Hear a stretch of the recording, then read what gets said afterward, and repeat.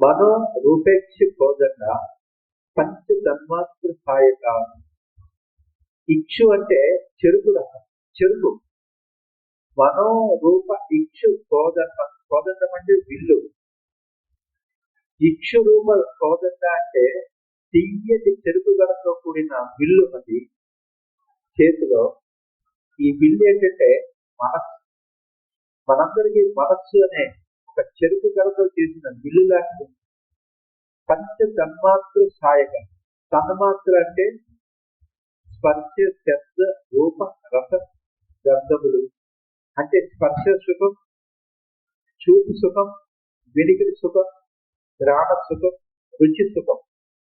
ఈ తన్మాత్రలన్నీ కూడా సాయక అంటే బాణాల్లాగా ఉన్నాయండి అమ్మవారి చేతిలో.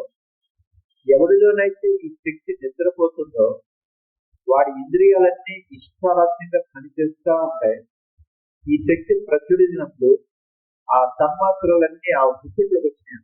అంటే ఆ శక్తి ప్రచురితే ఈ మనకున్న విపరీత స్పర్శ సుఖం, శైలి సుఖం అనుభవించాలి అనే ఆలోచన కలుగుతుంది. విపరీతమైన రుచులు తినాలి అనే ఆలోచన కలుగుతుంది. విపరీతమైన అనుభవాలు, దృశ్యాలు చూడాలి. మంచి వీణుల విందైన మాటలు వినాలి. వీణుల విందైన సంగీతం వినాలి అని అనుకోవద్దండి. వీణుల విందైన మాటలు. ప్రపంచంలో అక్కడ దోషమైంది, ఇక్కడ దోషమైంది, వాళ్ళ కుటుంబం గల్లంతైంది, వీళ్ళ కుటుంబంలో వాడు రోగం పట్టాడు, వీడు ఇది పట్టాడు, అవి కమ్మగా ఉంటున్నాయి.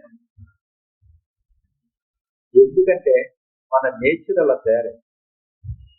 ప్రపంచం ఆరోగ్యంగా ఉంది అని పేపర్లు వేస్తే ఆ పేపర్ పారేస్తుంది చదువు. మానవ బాంబు 50 మంది చచ్చిపోయారని పేజీ కొట్టుకుంటారు. ఈ పేజీలో మానవ బాంబు 50 మంది, రెండో పేజీలో మానవ బాంబు 100 మంది అని ఉంటే ఆ పేపర్ చాలా కమ్మగా చదువుతుంది. దేనికి మనం ఇలా ప్రవర్తిస్తున్నాం అంటే మన లోపటి నేచర్ అలా తయారైంది. మనోరూప ఇచ్చుకోదంట.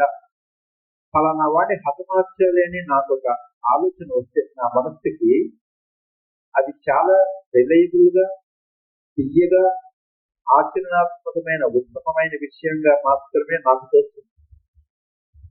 ఎవడైనా హతమార్చాలన్నా అసలు చాలా మంచివాడు కాదండి, నా అంతటి వాడి మనస్సుకి వాడు నా నశించాలని అనిపించిందంటే ఇందులో ఏదో దేవుడు హ్యాండ్ ఉంది.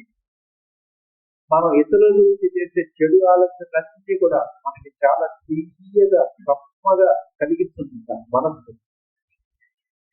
మనో రూప ఇక్షుకోదండ.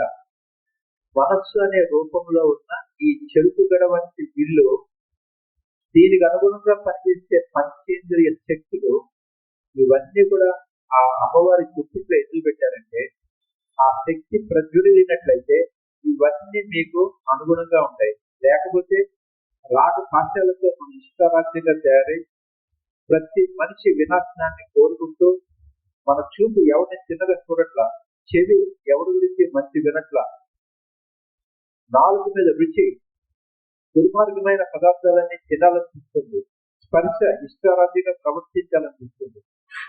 ఇవే గుణాలు. ఇవన్నీ కూడా కుబలిని శక్తి జాగ్రత్తమైనప్పుడు అణిగిపోతాయి అని అర్థం.